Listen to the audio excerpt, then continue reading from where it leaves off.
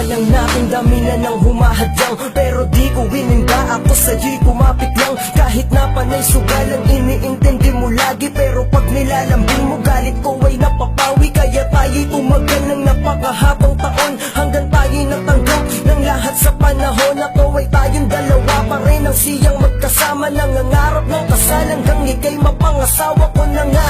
Alam mo bang sa'yo ay masaya ako sa bawat araw-araw, maging sa pelikula nating dalawa kung saan lagi tayo ang tambal. Pero sabi nga ang tao at problema ay kambal. At doon pumasok ng balitang mayroon kang karamdaman, nagka-cancer ka dahil sa iyong kaabusuan. At di mo pinaalam sa amin at pinalala mo. Magmula nun napakarami na sa atin ang nagbago. Mahal, huwag na huwag kang bibitaw dito sa aking kamay. Malulumbay ako kapag wala ka na, dahil may pangako ka sa'kin. Sana huwag mong baliin na magkasama tayo hanggang sa langit.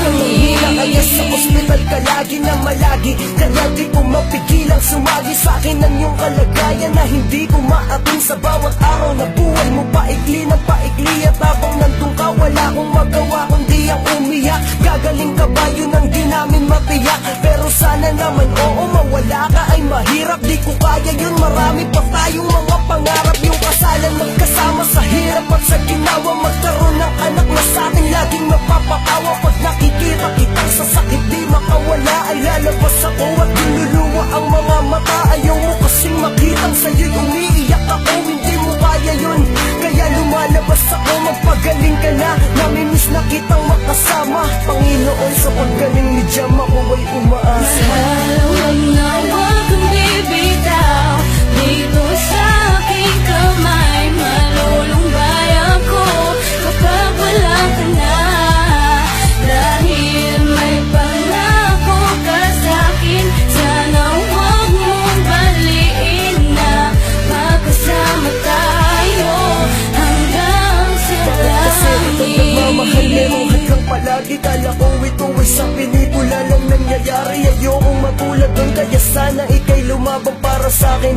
Alam mong ikaw ang kailangan, kung wala ka paano na ako mabubuhay sa mundo. Gagawin ko lahat para sa kagagaling mo. Di ba ipinangako mo, ihahatid mo pa ako sa simbahan, at doon ikakasal pa tayo. At sa pagtanda magkakaroon pa ng abot anak. Basta wag mo kong iiwan, ayos lang kahit payak ang magiging pamumuhay natin basta nandiyan ka. Sana mangyari pa yun at wag na wag kang mawala, dahil Diyos ko di ko kaya pag nauna siya sa langit. Meron pa kaming sumbahan na sa hirap at masakit ay kami ang magkasama at di maghihiwalay. Hanggang langit kaming dalawa magkahawa.